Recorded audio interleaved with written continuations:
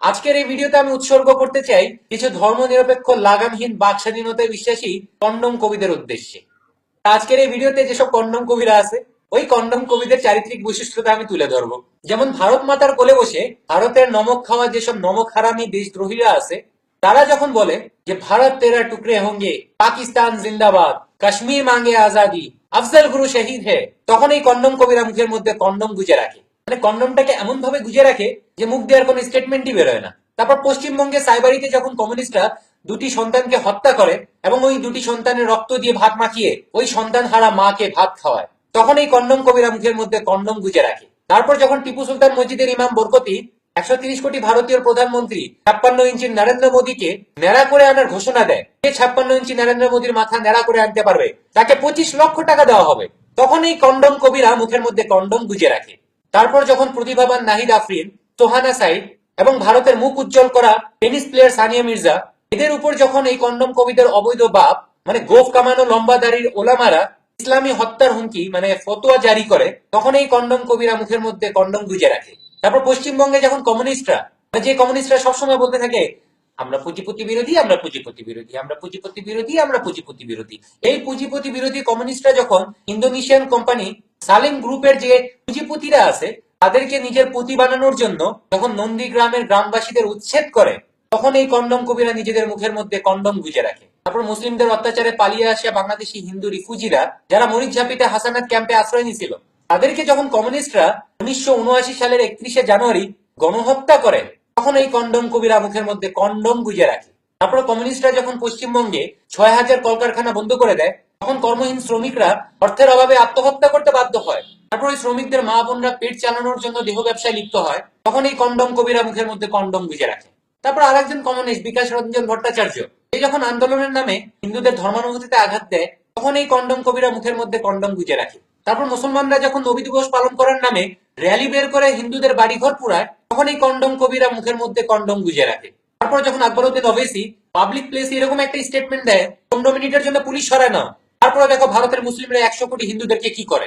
এরকম ধরনের হিন্দু বিরোধী বক্তব্য শোনার পরেও এই কন্ডম কবিরা মুখের মধ্যে কন্ডম গুজে রাখে। তারপর কেরালায় যখন কমিউনিস্টরা শত শত হিন্দুদেরকে কুপিয়ে হত্যা করে, তখন এই কন্ডম কবিরা মুখের মধ্যে কন্ডম গুজে রাখে। কিন্তু যখন উত্তরপ্রদেশে বিজেপি বিপুল ভোটে জয়ী হচ্ছে, তারপর মুখ্যমন্ত্রী হিসেবে যোগী আদিত্যনাথ দায়িত্বপ্রাপ্ত হচ্ছে, তখন এই কন্ডম কবিদের মুখের মধ্যে গুজে রাখা যে কন্ডমটা, এটা ফাইটে যায় সোনাগাছিতে বসে লেখা কবিতার লাইনটা মুখ থেকে বেরোয় আসে, আমাকে ধর্ষণ করবে যতদিন কবর থেকে তুলে, কন্ডম পরানো থাকবে তোমার ওই ধর্মের ত্রিশূলে। আমি খুব খুশি হয়েছিলাম যখন শুনলাম যে হিন্দু সংগতির একজন জেগে ওঠা হিন্দুর ছেলে অর্ণব সরকার, যাকে আমি ফার্স্ট ক্লাস হিন্দু বলে আখ্যায়িত করতে চাই, কারণ সে শ্রীজাত মানে কন্ডম কবির বিরুদ্ধে শিলিগুড়ি সাইবার ক্রাইম পুলিশ স্টেশনে এফআইআর দায়ের করে। ফার্স্ট ক্লাস হিন্দু অর্ণব সরকারের করা এই এফআইআরটা সকল মুসলিম এবং মুসলিমদেরকে আইসক্রিমের মতো চাটা কমিউনিস্ট এবং থার্ড ক্লাস হিন্দুদের মুখে দাঁত ভাঙা জবাব। জবাবটা হলো এটা যে ইসলাম নামক আরব্য সাম্রাজ্যবাদের বাস্তবতা তুলে ধরার কারণে যদি তারক বিশ্বাস, সব্যসাচী এরকম আরো অন্যান্যদের বিরুদ্ধে ইসলাম নামক অধর্মের ধর্মানুভূতিতে আঘাতের অভিযোগে যদি কেস করতে পারিস, তাহলে আমরা হিন্দুরাও হিন্দু ধর্মের ধর্মানুভূতিতে আঘাতের অভিযোগে শ্রীজাতের বিরুদ্ধে কেস করতে পারি। এইবার একটা প্রশ্ন হয়েছে কি, যে কন্ডম কবি মানে শ্রীজাতকে একটা প্রশ্ন করতে চাই না, আচ্ছা শ্রীজাত ভাই, না আপনাদের যে জাত ভাই মুসলিমরা যাইছে তাই করুক না কেন, তখন আপনারা আপনাদের মুখের মধ্যে কন্ডম গুজে থুয়ে দেন, কিন্তু হিন্দুদের একটা সামান্য বিষয় আপনাদের মুখের মধ্যে গুজে থুয়া যে কন্ডমটা, এটা ফাইটে যায় আপনি যাইছে তাই কই বেড়ান, তখন আপনার বাক স্বাধীনতায় কোনো লাগাম থাকে না। আচ্ছা কন্ডম কবি ভাই, আপনার একটা কথা কই, মানে লাগামহীন স্বাধীনতা কিন্তু স্বাধীনতা না, এটা কিন্তু স্বেচ্ছাচারিতা। আরেকটা কথা শিখে রাখেন, ওই লাগামহীন ঘোড়া আছে না, ওই লাগামহীন ঘোড়া কিন্তু কোনো ঘোড়ার রেসে কিন্তু জিততেও পারে না। আপনারাও যদি হয়েছে কি লাগামহীন বাক স্বাধীনতা প্র্যাকটিস করেন, এই লাগামহীন বাক স্বাধীনতা দিয়ে আপনি কিছু করতে পারবেন না। আচ্ছা আরেকটা প্রশ্ন ছিল কন্ডম কবি ভাই, মানে অশান্তি প্রিয় মুসলিমদের বাদ দিয়ে আপনি শান্তিপ্রিয় হিন্দুদের বিরুদ্ধে লিখতে গেলেন কেন?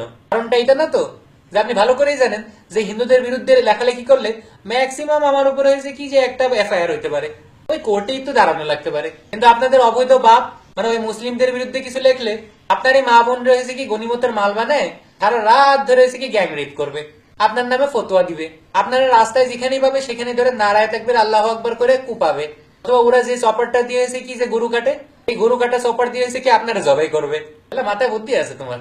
যাই হোক কন্ডম কবি ভাই, আপনার ছোট ভাই হিসেবে একটা সাজেশন দিতে চাই, আপনি প্লিজ ওই থার্ড ক্লাস হিন্দুদের মতো ওই মুসলিমদেরকে না চাইতে বাস্তবতা লিখুন। আর ত্রিশূল নিয়ে যদি আপনার কিছু লিখতে হয় তবে আমার মতো বাস্তব সত্য তুলে ধরুন। যেমন আমি লিখছিলাম শিব ঠাকুরের ত্রিশূল যতদিন মূর্তির হাতে পড়ে থাকবে, মোহাম্মদের তলোয়ার ততদিন হিন্দুদের গলা কাটবে।